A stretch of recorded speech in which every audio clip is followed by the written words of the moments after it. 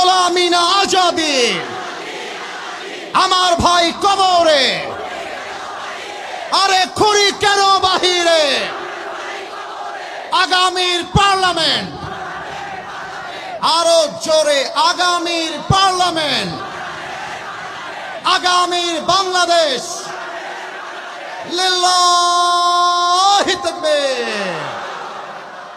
আজকে যে স্লোগান আপনারা দিলেন না, বোঝা গেছে আমার সামনে কোনো বিড়ালের বাচ্চাগুলো নয়, সব সিংহ পুরুষগুলো আমার সামনে বসে আছে। নারে তাকবীর। আপনারা জানেন যে বাংলাদেশকে অস্থিতিশীল করবার জন্য একটি কুচক্রী মহল উঠে পড়ে লেগেছে। তারা আমার ভাইয়ের মাথায় গুলি করে তাকে শহীদ করেছে। আমাদের দাবি একটা, যারা ওসমান হাদিকে খুন করে ভারতে পালিয়ে গিয়েছে, ওরা যেমন আমার ভাইয়ের মাথায় গুলি করেছে, ওদের মাথায় গুলি করে হত্যার রায় পাশ করতে হবে। আমরা মুসলমান, আমরা বীর পুরুষের জাতি, আমরা কোনো কাপুরুষের জাতি নই।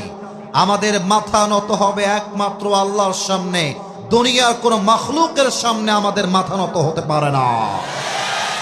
শহীদ ওসমান হাদি একটা কবিতা পাঠ করেছিল, যা আমাদের বুকের কলিজায় গিয়ে আঘাত করেছিল। ওসমান হাদি বীর কণ্ঠে পাঠ করছিল, আমি শুনছিলাম।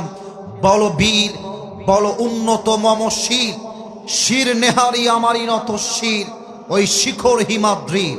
বলো বীর, বলো মহাবিশ্বের মহাকাশ ফাড়ি, চন্দ্র সূর্য গ্রহ তারা ছাড়ি, ভুলক দুলক গোলক ভেদিয়া, খোদার আসন আরশ ছেদিয়া, উঠিয়াছে চির বিস্ময়, আমি বিশ্ববিধাত্রীর। বলো বীর, আমি চির উন্নত মম শির। ঠিক কিনা বলো?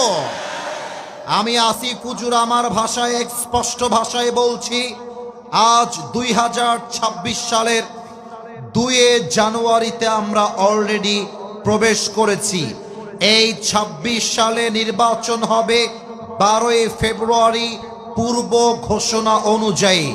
আমি আবার আগামীতে আসবো নাকি আসবো না, এটা আমার রব ছাড়া কেউ জানে না। তবে আমি আমার কলিজা ভরে বলে যেতে চাই, আগামীর পার্লামেন্ট কোনো ব্রিটিশ আইন দিয়ে চলবে না, গণতান্ত্রিক আইন দিয়ে চলবে না। আগামীর পার্লামেন্ট চলবে আল্লাহর কোরআনের সংবিধান। আল্লাহ যেন